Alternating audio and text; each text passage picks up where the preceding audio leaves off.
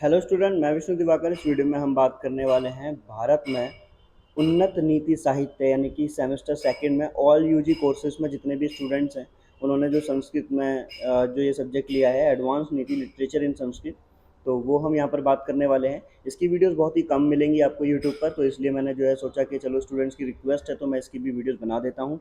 तो आप लोगों को डरने की बिल्कुल ज़रूरत नहीं है। आपको सिर्फ जो है मेन मेन चीज़ें मैं आपको बताऊँगा यहाँ पर, जिससे कि आप अपने एग्ज़ाम में आराम से लिख पाएंगे। तो संस्कृत में नीति साहित्य क्या है?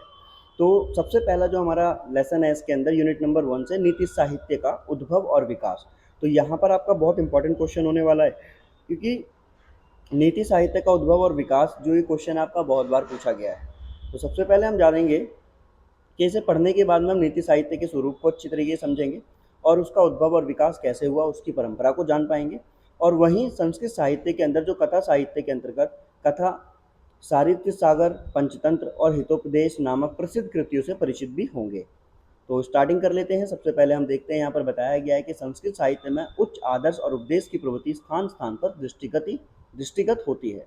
इसी उपदेशात्मक प्रवृत्ति का मनोरंजन व रोचक स्वरूप नीति साहित्य में पुष्पित व पल्लवित हुआ है। नीति साहित्य का प्रमुख उद्देश्य जो है वो हास्य विनोद परक कहानियों के माध्यम से मानव को सदाचार, राजनीति और व्यवहारिक ज्ञान कराना है। तो यानी कि जितना भी इसमें बताया गया है कि जो नीति साहित्य है ये क्यों आया है, तो ये बताया गया है कहानियों के द्वारा लोगों को हंसाकर और मानव को जो है सदाचार, राजनीति का व्यवहारिक ज्ञान भी यहाँ पर जो है प्रोवाइड कराना चाहता है, यानी कि देना चाहता है।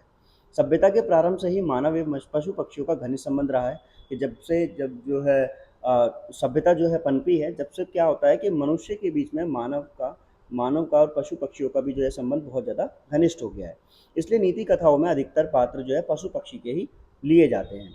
अब इन मनोरंजन कहानियों के द्वारा सुकुमार मति बालक भी अनायास ही धर्म, राजनीति, कर्तव्य पालन और नैतिक सिद्धांतों का हृदयंगम कर लेते हैं। तो यहाँ पर हम यही सब चीज़ें पढ़ने वाले हैं। तो चलिए वीडियो को स्टार्ट कर लेते हैं देरी ना करते हुए। तो सबसे पहले हम इसका इंट्रो देखते हैं कि जो नीति साहित्य है इसका संक्षिप्त परिचय क्या है।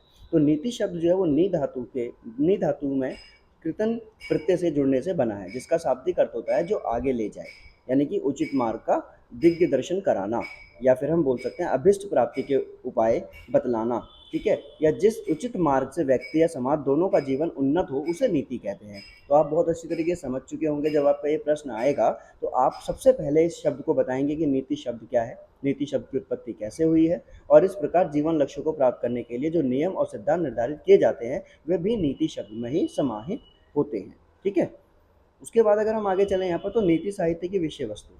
तो संस्कृत नीति साहित्य रोचक, सरल, भावपूर्ण और उपदेशपरक होने के कारण अबाल वृद्ध सभी के मन को स्वतः आकर्षित और प्रभावित करता है। नीति शब्द जो है वो नीति साहित्य जो है वो रोचक, सरल और भावपूर्ण उपदेशपरक होने के कारण ही अबाल वृद्ध सभी के मन को क्या करता है, आकर्षित करता है और प्रभावित करता है। ठीक है, तो अब नीति साहित्य का जो उद्भव है और विकास है, तो मैंने आपको बताया कि भी इस प्रकार का जो प्रश्न आपसे बहुत बार पूछा जाता है, तो ये आपको ज़रूर समझ लेना है कि जो नीति साहित्य है इसका उद्भव कैसे हुआ, इसका विकास कैसे हुआ। तो नीति साहित्य का जो उद्भव है वो वैदिक साहित्य से ही माना जाता है।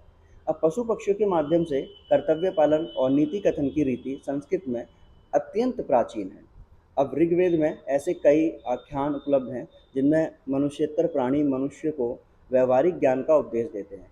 और शर्मा पणि संवाद सूक्त, यानी कि ऋग्वेद में शर्मा नामक शुनि, ठीक है, द्वारा पणियों को दान करने का उपदेश दिया गया है। तो यहाँ पर बोला गया है कि जो शर्मा नामक शुनि है, जिसको यहाँ पर जो है एक वर्ड यहाँ पर लिखा हुआ है कोष्टक में, आप इसे पढ़ सकते हैं। और दूसरा यहाँ पर जो है पणियों यानी कि जो कंजूस व्यापारी होते हैं इनको धनादि यानी कि दान करने का उपदेश दिया गया है। अब ऋग्वेद में ही मंत्र गान करते हुए ब्राह्मणों की तुलना मेंढकों से की गई है। अब पूर्वा उर्वशी संवाद और विश्वामित्र नदी संवाद आदि सूक्तों में नीति साहित्य के बीज रूप का निर्देशन होता है। तो यहाँ तक आपको सब चीज़ें समझ में आ रही होंगी अच्छी तरीके से। उसके बाद अगर हम बात करें यहाँ पर, तो इसके भेद बताए गए। तो नीति साहित्य जो है इसके भेद क्या है, तो ऊपर आपने सही से इसको समझा, नीति शब्द कहाँ से आया, नीति शब्द का तात्पर्य क्या है। अब नीति साहित्य जो है इसका उद्भव कैसे हुआ, इसका विकास कैसे हुआ, तो वही नीति साहित्य के भेद की बात करेंगे।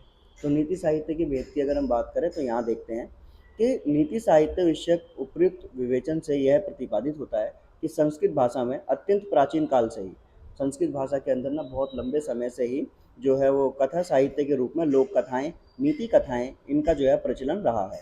तो बताया गया है कि जो संस्कृत भाषा है, इसके अंदर जो है प्राचीन काल से ही कथा साहित्य के रूप में लोक कथाओं की बात करें या नीति कथाओं की बात करें, उनका प्रचलन इसके अंदर रहा है। इस कथा साहित्य का स्वरूप और विषय प्राचीन इतिहास, नाटक और गद्य से पर्याप्त भिन्न है, क्योंकि यह साहित्य उन स्थिर नियमों और सिद्धांतों से मुक्त है जो अन्य संस्कृत साहित्य विधाओं पर लागू होते हैं। तो इतना आपको समझ में आ गया है कि जो नीति साहित्य है उसके भेद क्या हैं, ठीक है। उसके बाद अगर हम बात करें यहाँ पर, तो दूसरा आता है आपका इसके अंदर लोक कथा साहित्य। तो इसमें दो भाग बांटे गए हैं, सबसे पहले लोक कथा साहित्य, दूसरा आपका नीतिगत साहित्य। तो ये आपको पॉइंट्स याद कर लेने हैं कि लोकसभा साहित्य क्या होता है, लोक कथा साहित्य क्या है और नीतिगत साहित्य क्या है। तो संस्कृत वाङ्मय में कथा साहित्य का विकास दो दृष्टियों से हुआ है, नैतिक उपदेश और शुद्ध मनोरंजन। नैतिक और धार्मिक उपदेश परक कथाएं जो है वो नीति कथाएं कहलाती हैं। अब इन कथाओं के पात्र जो है उसमें पशु पक्षी होंगे, परंतु वे मानवगत भावों और विचारों को प्रदर्शित करते हैं, जबकि जो लोक कथाएं हैं वो विशुद्ध मनोरंजन प्रद होती हैं। इन कथाओं में पशु पक्षियों की अपेक्षा मनुष्य जाति के पात्रों की बहुलता होती है और लोक कथाओं में प्राय कवि कल्पित अद्भुत कथाएं समाविष्ट होती है। इसमें क्या बताया जाता है कि जो स्टार्टिंग है जिसमें हमने बोला नीति कथाएं, जिसमें क्या बोला है, जिसके अंदर जो है पशु पक्षियों को लिया जाता है, और जो दूसरी है हमारी लोक कथाएं जिसके अंदर जो है मनोरंजन परक होती है और इसके अंदर पशु पक्षियों की अपेक्षा ज़्यादातर मनुष्य जाति के पात्रों को लिया जाता है, ठीक है। अब इसमें आगे ये बताया गया जैसे कि भाई इसमें बताया जाता है कि प्रतीत होता है कि ये कथा नायक के अद्भुत साहसिक कार्यों से परिपूर्ण रही होगी, जैसे कि जिसमें मानव वेग चोरी से नायक की प्रेमिका का अपहरण करता है और उसे ढूंढने में नायक का मित्र तथा मंत्री गोमुख उसकी पूरी सहायता करते हैं। तो इस तरीके की जो घटनाएं हैं, इस तरह की जो कथाएं हैं, वो सारी की सारी क्या है, वो सब की सब जो कथाएं होंगी वो किस चीज़ में आधारित होंगी, वो होंगी आपकी जो जो मनोरंजन परक है यानी कि लोक कथाएं हैं उसके अंदर, ठीक है। उसके बाद अगर हम देखें यहाँ पर तो आगे चलते हैं, फिर इसके तीन रूपांतरण उपलब्ध हैं, जैसे कि वृक्कथा श्लोक संग्रह। यह वृक्कथा का सबसे प्राचीन रूपांतरण है। इसकी रचना जो है नेपाल के बुद्धा स्वामी ने 8वीं और 9वीं शताब्दी में की थी। इस ग्रंथ के अंदर 28 सर्ग और 4524 श्लोक उपलब्ध हैं, ठीक है। उसके बाद अगर हम देखें यहाँ पर तो दूसरा आता है वृक्क कथा मंजरी।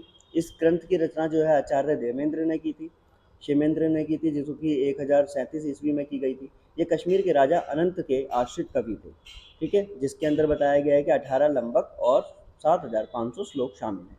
फिर आता है आपका कथा सारित्य सागर। इसके कश्मीर के राजा अनंत के ही आश्रित कवि सोमदेव ने की थी 1063 ईस्वी में, और 1081 ईस्वी के मध्य इस ग्रंथ की रचना की गई थी। तो यहाँ पर अब तीनों के बारे में यहाँ पर थोड़ी थोड़ी चर्चा की गई है, जैसे कि कथा सागर जो है जिसमें सोमदेव जिन्होंने वृत्त कथा का संस्करण जो है कथा सारित्य सागर के रूप में प्रस्तुत किया, सम्राट अनंत के आश्रय में रहे और जाति से ब्राह्मण सोमदेव कश्मीर के रहने वाले थे। उनके पिता का नाम राम था। जालंधर की रानी सूर्यमती को प्रसन्न करने के उद्देश्य से उन्होंने इस ग्रंथ की रचना की थी। तो यहाँ तक आपको समझ में आया। फिर उसके बाद हम देखें यहाँ पर तो इसमें एक परिचय दिया गया है, जैसा कि इस ग्रंथ का शीर्षक है वह वस्तु कथाओं का समुद्र है। तो इसमें अलग अलग रचना काल, अलग अलग जो है स्टोरियाँ दी गई हैं। तो आपको बस ये समझना है कि क्या बोला गया है, क्योंकि इसमें से जो क्वेश्चंस आते हैं वो क्वेश्चन आपके यही आते हैं कि नीति साहित्य है वो किस तरीके से उद्भव हुआ, उसका क्या क्या मतलब जो है विकास के जो पॉइंट्स हैं वो आपको बताने हैं। अब नीतिगत साहित्य की बात करें तो नीतिगत साहित्य से तात्पर्य उन उपदेशपरक जीवन मूल्यों से है जिन्हें जैन ग्रंथों में रत्नत्रय, सम्यक ज्ञान और सम्यक दर्शन, सम्यक चरित्र नाम से कहा गया है। उसमें नीति कथा जैसे कोमल बुद्धि बालकों को धर्म, व्यवहार, सदाचार आदि नीति संस्कार देने के लिए जो कथाएं विकसित हुई उन्हें नीति कथा कहते हैं। उसके बाद में नीति कथा में भाषा शैली की बात करें तो इसमें जो है बहुत ज़्यादा सरल और बोधगम्य और आकर्षक होती है। भाषा में मुहावरों का यूज़, लोकगीतियों का प्रयोग कहीं पर भी सहज ही पाठकों को निरसता का अनुभव नहीं होने देता, ठीक है। उसके बाद अगर हम देखें यहाँ पर तो पंचतंत्र आता है आपका। पंचतंत्र के बारे में आपने बहुत सुना होगा, ठीक है। तो नीति कथा साहित्य का प्रतिनिधित्व स्वरूप सबसे प्राचीन उपलब्ध ग्रंथ है पंचतंत्र। अब पंचतंत्र के अंदर बताया गया श्लोक से ज्ञात होता है यहाँ पर जो सकलार्थ शास्त्र सार जगति समलोक्य विष्णु शर्मदेव तंत्रे भ्रेत चकार सुमनोहर शास्त्रम।